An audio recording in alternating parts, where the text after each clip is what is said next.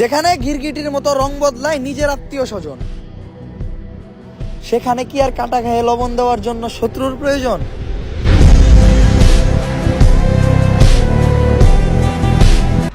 সবাই দলবদ্ধ হইয়া আমার বিরুদ্ধে দাঁড়াইছে।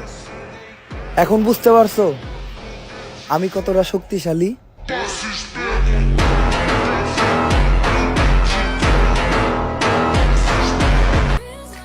হয়তো দামি রুমাল বা টিস্যু দিয়া মুখ মুছাটা একটা ফ্যাশন, কিন্তু ওই যে মায়ের আঁচল দিয়া মুখ মুছার যে ব্যাপারটা, এটা আমাদের ইমোশন।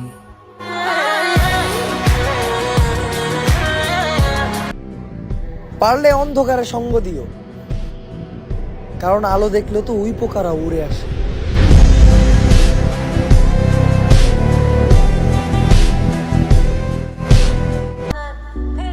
একটা পুরুষের মন খারাপ, এর মানেই তার টাকার অভাব।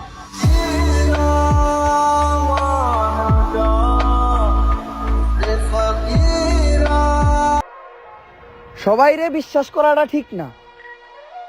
চিনি আর লবণ দেখতে এক হলেও স্বাদ কিন্তু আলাদা।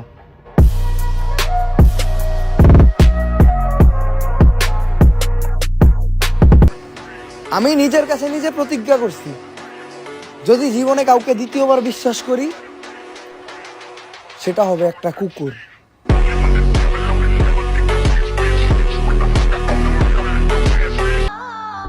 আসলে এখন জীবন কেমন হয়ে গেছে জানেন? অন্ধ লোকটা দেখতে পারতাছে না জীবন, আর দেখতে পাওয়া লোকটার কাছে জীবন অন্ধকার।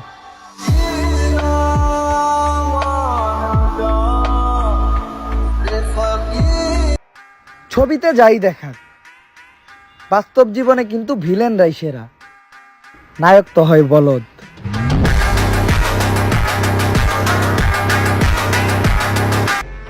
নিজের কুড়ে ঘরে রাজত্ব করবো, তারপরেও অন্যের রাজপ্রাসাদে দাসত্ব করার ইচ্ছা নাই আমার।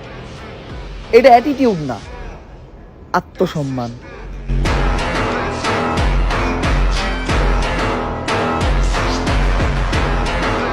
আমি বলি কি, মানুষরে দেখা না জইলা আগুন জ্বালায়া তাপ নেন, কাজে দেবে।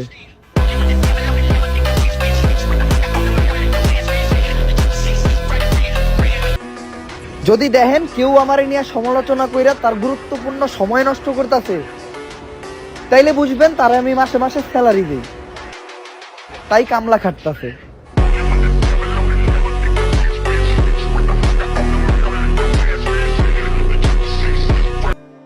যে থাকার সে এমনিতেই থাকবে,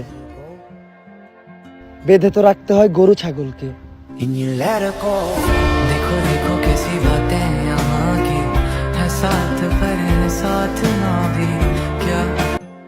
এই যে আমার মুখের হাসিটা দেখতেছো না, এই হাসির পিছনের কষ্টটা দেখতে পাইলে তুমিও কান্না কইরা দিতা।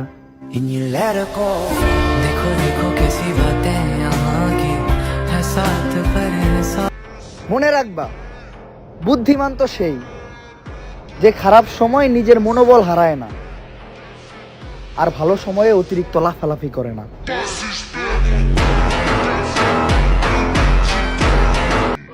আমার সমালোচকরা আমার সালাম নিন, খুব শীঘ্রই আপনাদের সাথে দেখা হবে।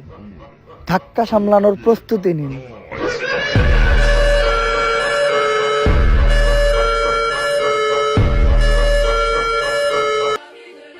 আমারে যেমনটা দেখো আমি তেমন না, ভদ্রতার মুখোশ লাগায় রাখছি আমি। একবার যদি ভদ্রতার মুখোশটা খুলি, চোখে চোখ রাখতেও ভয় পাবা তুমি।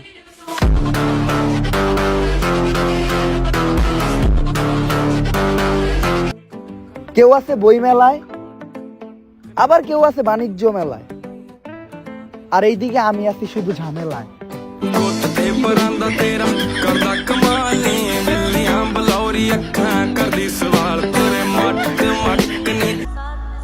আমার জীবনে আমি অর্ধেকের বেশি পাপ করছি শুধু আমার বন্ধুরে গালি দিয়া।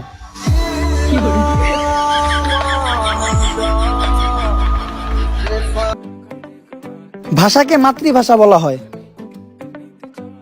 কারণ আমাদের বাবারা মায়ের সামনে কথা বলার চান্সই পায় না। ਤੇ ਪਰਾਂਦਾ ਤੇਰਾ ਕਰਦਾ ਕਮਾਲ